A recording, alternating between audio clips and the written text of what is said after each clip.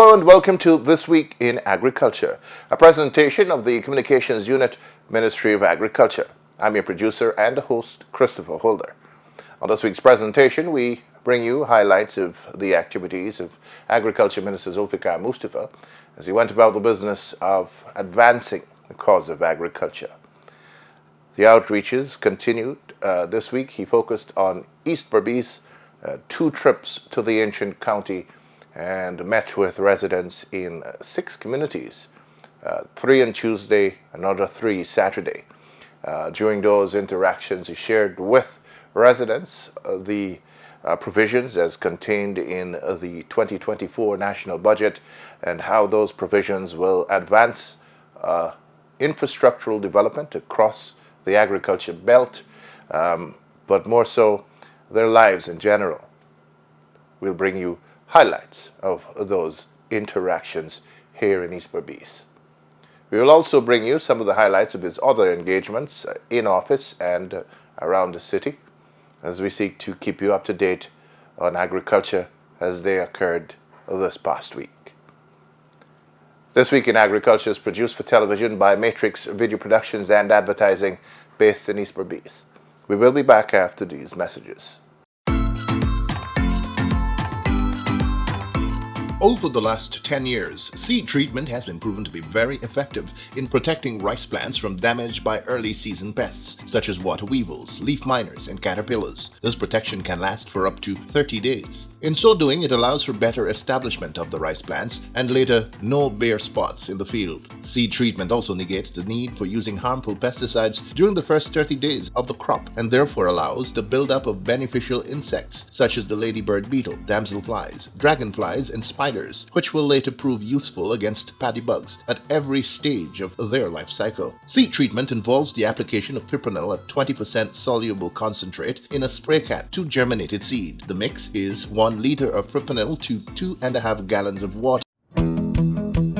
Rabies is a disease that is almost always fatal, but is 100% preventable. It is a disease that affects humans and all other warm-blooded animals. The GLDA wishes to stress that a rabies outbreak can result in the deaths of the animals, inclusive of horses, cattle, and small ruminants, leading to economic losses. Further, rabies is a zoonotic disease and can be transmitted to humans, resulting in fatalities. The GLDA is urging cattle farmers, especially those in regions 2, 3, 6, and 9, to vaccinate all their animals that are 3 months and older against rabies immediately and on a yearly basis. A message from the Guyana Livestock Development Authority, Ministry of Agriculture.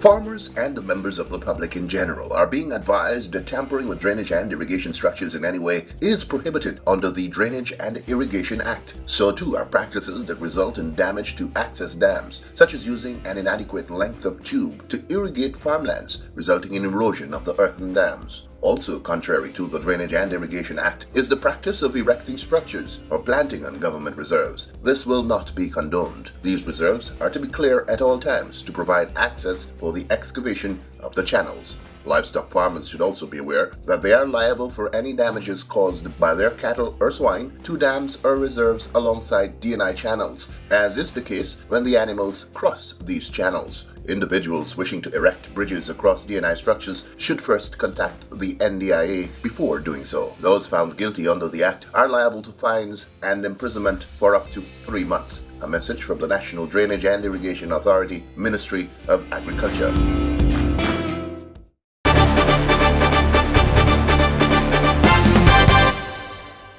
We begin this week's presentation by bringing you up to date on some of the in-house activities of Agriculture Minister Zulfikar Mustafa this past week. A major highlight of the week was a business luncheon hosted by the Ministry of Agriculture for senior staff of the ministry and a delegation from the International Monetary Fund, IMF, headed by Deputy Managing Director Mr. Kenji Okamura. During discussions, Minister Mustafa gave an overview of the recent developments in the agriculture sector, detailing the sector's growth and transformation over the past 3 years. Minister Mustafa also spoke of Guyana's role in CARICOM's regional food security agenda and the national projects aligned to CARICOM's Vision 25 by 2025.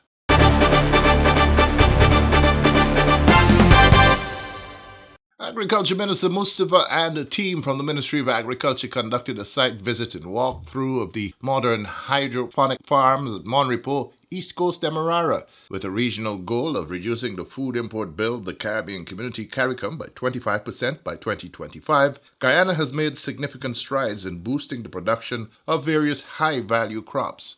The hydroponic farm uses a three-phase production system based on nutrient film techniques and soilless production systems. The investment by the Israeli investor is pegged at $15.7 million. The agriculture minister also visited the onion trial and the Shade House project and sampled some of the agro-processed sauces made by the Guyana School of Agriculture.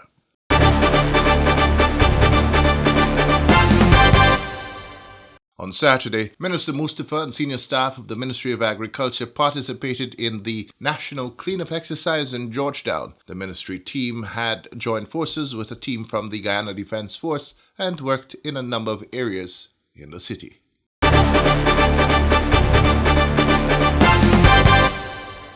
We now bring you highlights of Minister Mustafa's two outreach exercises to East Berbice quarantine this past week, the first of which was on Tuesday to the communities of Chesney, Belvedere, and Williamsburg. The meetings were designed to sensitize residents on the provisions of the 2024 national budget and how those provisions would better their communities and provide direct benefits to the residents themselves. Minister Mustafa told those at the meetings that successive budgets of the PPPC government since 2020 have sought to bring development across the board, not only in relation to infrastructure, but also in relation to the improved well-being of all citizens of Guyana. He said this year's budget will build on what was achieved over the last 3 years. One such area is the health sector, where state-of-the-art hospitals are on the cards for Berbecians.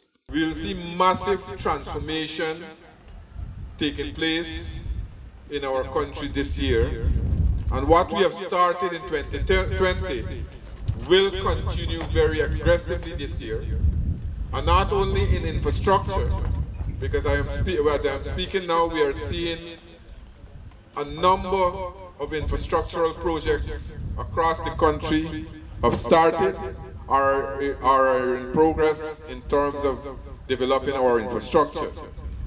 But last Friday, 2 Fridays ago, we would have passed one of the largest budgets in the history of our country, 1.146 trillion. For the first time, we have reached the $1 trillion mark. And we are coming out to tell our people, inform the Guyanese people, what is in store in that budget, how you can benefit.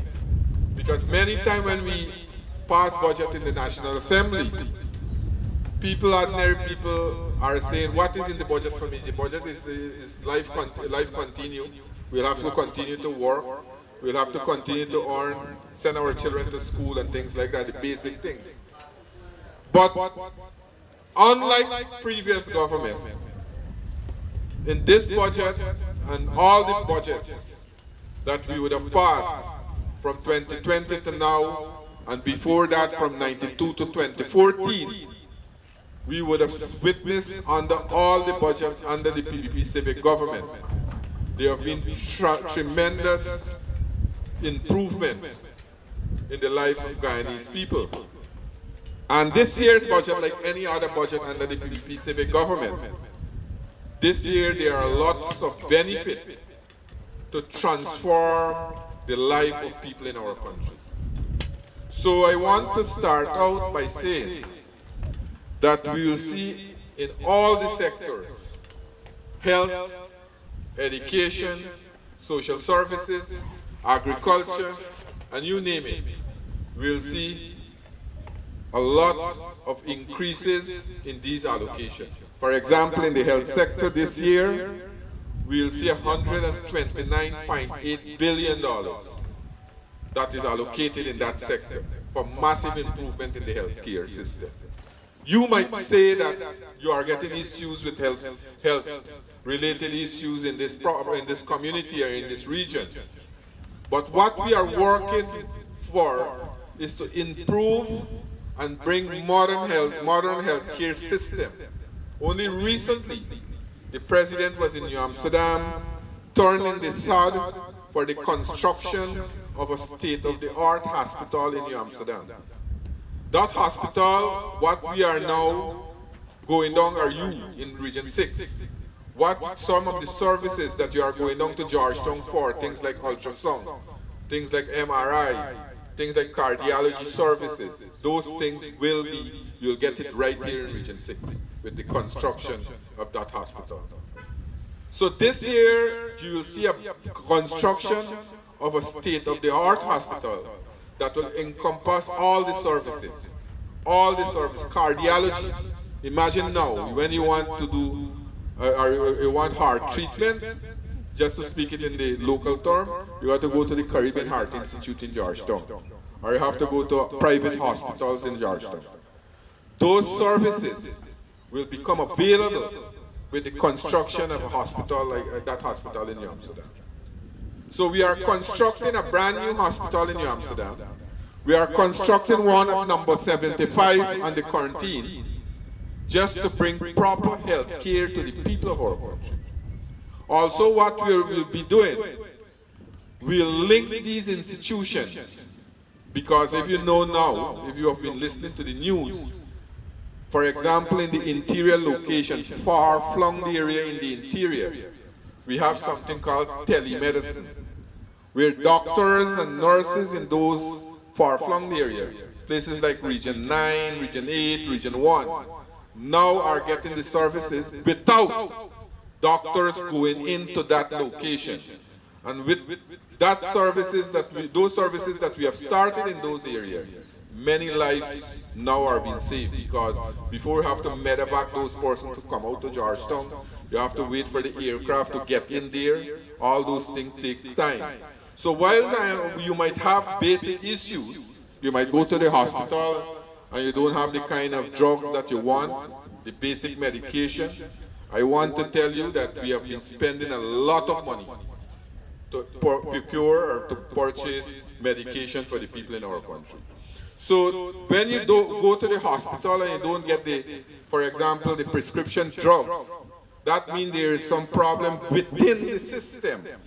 Because Dr. Sharma or Dr. Bob or even the REO will tell you, the government have been procuring, buying drugs. Billions of dollars is being allocated to procure drugs for the people in our country. Free of cost. The region has to have this relation with the central authority to ensure that these drugs are being made available to the people of our country. So these are some services we will have to improve on it. Speaking directly to the agriculture sector, Minister Mustafa stressed that the 2024 budget will propel the sector on an even steeper trajectory towards a modern and innovative sector, one that satisfies the country's efforts at being a food and nutrition secure nation, but more than that, one that can help the entire CARICOM region in this regard. And for me, I am not being prejudiced here. For me, the agriculture sector is the most important sector in a country, any country, because the agriculture sector is responsible for us to produce food. And in this year's budget, we'll see $97.6 billion that is allocated for this sector. We'll see massive transformation in infrastructural development in Region 6 in agriculture. For example, we know for a fact areas like these suffer tremendously when we have heavy rainfall. All the cultivation area, because of the flood that we suffer in 2021, Albion, almost all the entire cultivation in Albion was destroyed, the Shishoga estate. Many persons would have suffered livestock losses. The crop was lost. We had to make money available in 2021 to give back to the farmers, to go back to the land. Why? Because we recognize the importance of agriculture. We recognize for us to be food secure, the agriculture sector has to be resilient, has to be strong, has to be productive. And that is why we are investing so heavily in this sector. In 2015, when we got out of government, the budgetary allocation was $18.3 billion, $18.5 billion. When we got back into government in 2020, instead of increasing it, it went down to $13 billion. Because the government at that time, from 2015 to 2020, de-emphasized. They didn't put any emphasis on agriculture. We see that they closed 4 sugar estates, 7,500 sugar workers would have lost their job, 1,972 CSOs in the hinterland community, almost 35,000 Guyanese from 2015 to 2020 would have lost their jobs. Now we are seeing back people in economic activities. With the reopening of the Rosal estate, not only the 1,000 or 1,100 sugar workers that are working there are benefiting now. You go to Rosal, you go to places like Canefield, Betsy Grung, Banana Land and so. See back the life that we have generated in those areas. With the opening of the Rosal estate back. There's back economic life. The village economy has now got back into action. The shopkeeper will reopen back their shop. The market vendor going back to the market to sell their produce. Because all these money are being circulated in the community. And we are seeing more economic activity. So when people say, we invest in sugar, we are not only making the investment in sugar, we must see what is the direct and the indirect benefit. For example, when you get flood, Gaisuko does help drain the land. Before time, Gaisuko does look after the cricket ground. Because of Gaisuko's intervention, many areas like these produce outstanding sportsmen and sportswomen. International cricketers came out from these areas because of that. So now those are the things right here. The community of Chesney gets service from the Albion Dispensary for health care, primary health care. Those are the indirect benefits that the community enjoy, leaving out who earn directly from Gaisuko. So when we make investment in agriculture, not only the farmers who are enjoying the infrastructure are benefiting, the entire country. When we increase rice production from 610,000 metric ton to 653,000 metric ton, the entire country get more revenue, more money to spend. So we have seen a massive revolution in the agriculture sector. Although we are now producing oil and gas, and the country's economy would have grown by 37%, the fastest growing in the world. When you take out the non-oil sector will that grow almost 12%, 11.7%. The agriculture sector alone grew 7%. The message was the same at Belvedere and at Williamsburg. At all the meetings, Minister Mustafa exhorted residents to count on the support of government and the Ministry of Agriculture in ensuring that their efforts on the farm realize financial reward at every step of the business of agriculture. On Saturday, Minister Mustafa and team from the Ministry of Agriculture returned to East Berbice, this time for meetings with residents of Bloomfield, Tain, and at Hampshire. The Agriculture Minister shared with residents at the various meetings some of the major projects earmarked for Region 6 this year. We are working with the farmers at the quarantine Molson Creek to start corn production at Molson Creek there. A number of farmers on the quarantine. We have 38,000 acres of land to develop on the quarantine, to make more lands available. In this year's budget, we have $2 billion to develop those lands. In Region 6 this year, you will see the mega project like the Hope Light Canal. The construction of the Hope Light Canal will start. 3 of those in Region 6 alone this year we will start it. 3 areas. You know the Hope Light Canal, the Hope Canal we have there? That canal saved Georgetown and the East Coast when we had the flood in 2021. Well, we will build those, at least 2 will start simultaneously, not long from now. We will do a flood embankment from number 66 right onto Vinciam.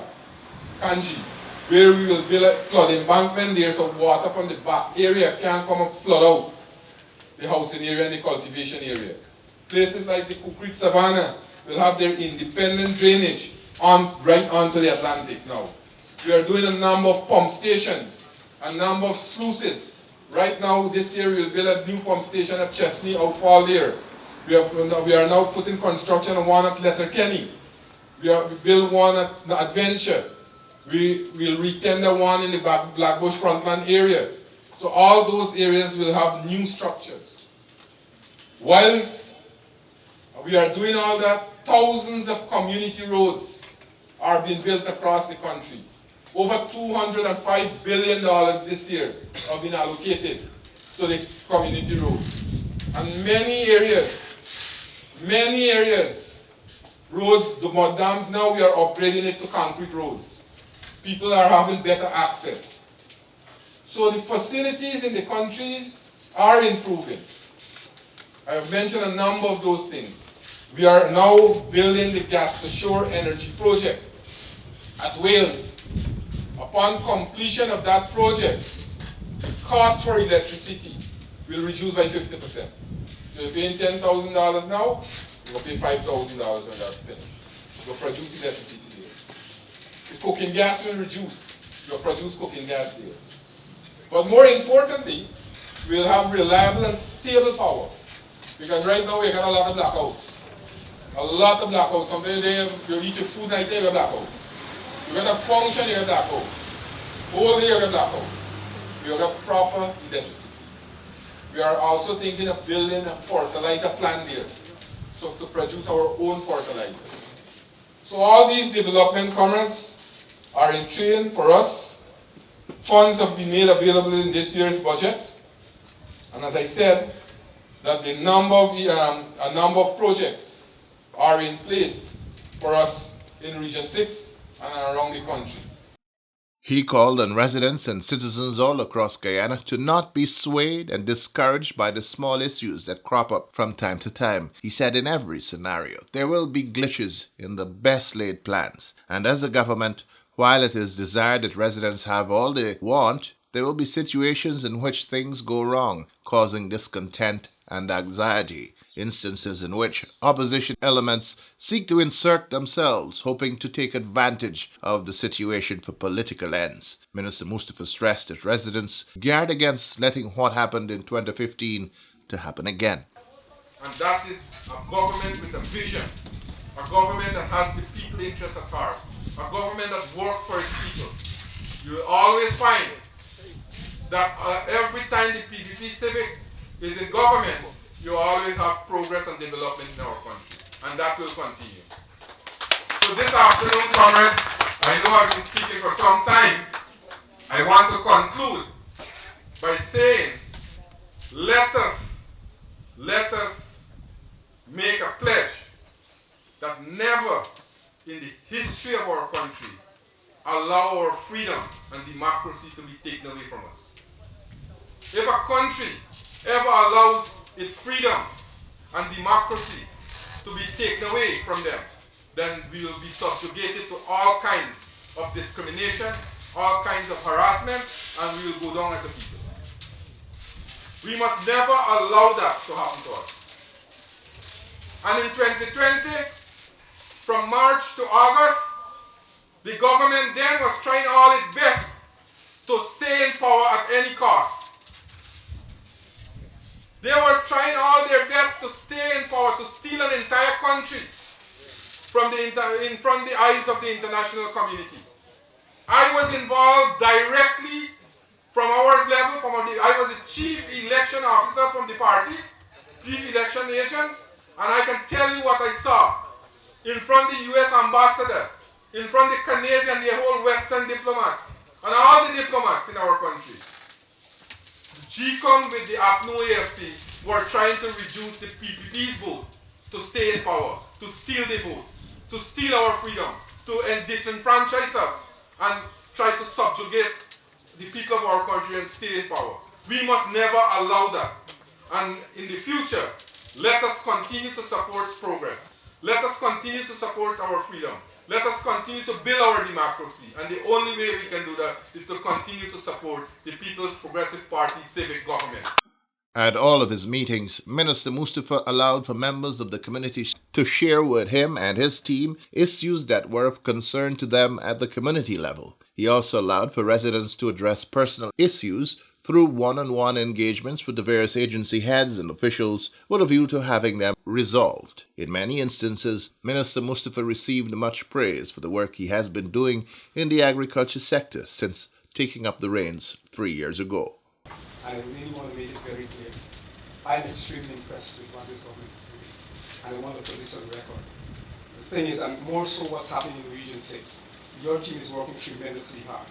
My family, I want to say on behalf of my family, the Smiths in Tatanka, and the Messiahs in Kaiwa, thank you very much for the support we've been having. Good afternoon, everyone.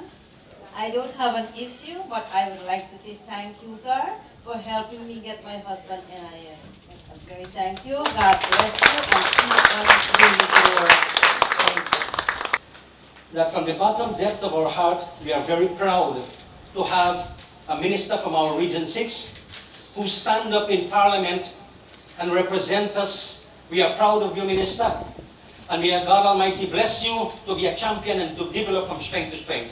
You deserve more than this because you have done an excellent job in your budget presentation. May God bless you and your family in the government, which will support.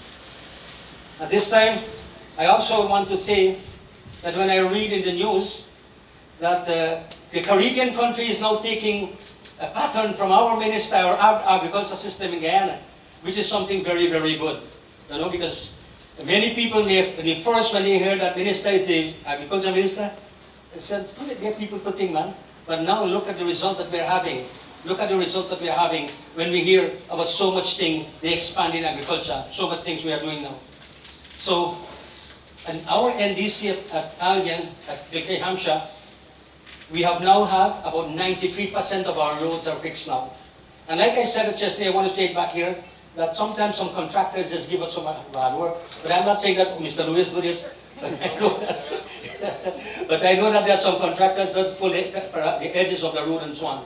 But you have to get some complaint. But we have 93% of our roads in the NDC fixed. We also have a brand new health center in the scheme. Right at our backyard in the scheme in Chesney area, we have the brand new health center. We also thank the government who is now fixing up all the play field in our Region 6, more so in our NDC. Over about 8, I don't know, Chairman, how much? 8? We have play field in our NDC. I went to Belvedere and I was very much surprised to see the condition of the play field. It's so good. At Tain, Minister Mustafa delivered a promised Tassa drum to the young youth Tassa group in that area. In making the presentation, the Agriculture Minister urged the group to keep the Tassa culture alive and ensure that they pass it on to other youths in their community. Over the last 10 years, seed treatment has been proven to be very effective in protecting rice plants from damage by early season pests such as water weevils, leaf miners, and caterpillars. This protection can last for up to 30 days. In so doing, it allows for better establishment of the rice plants and later no bare spots in the field. Seed treatment also negates the need for using harmful pesticides during the first 30 days of the crop and therefore allows the buildup of beneficial insects such as the ladybird beetle, damselflies, dragonflies, and spiders, which will later prove useful against paddy bugs at every stage of their life cycle. Seed treatment involves the application of fipronil at 20% soluble concentrate in a spray can to germinated seed. The mix is 1 liter of fipronil to 2.5 gallons of water. Rabies is a disease that is almost always fatal, but is 100% preventable. It is a disease that affects humans and all other warm-blooded animals. The GLDA wishes to stress that a rabies outbreak can result in the deaths of the animals, inclusive of horses, cattle, and small ruminants, leading to economic losses. Further, rabies is a zoonotic disease and can be transmitted to humans, resulting in fatalities. The GLDA is urging cattle farmers, especially those in regions 2, 3, 6, and 9, to vaccinate all their animals that are 3 months and older against rabies immediately and on a yearly basis. A message from the Guyana Livestock Development Authority, Ministry of Agriculture.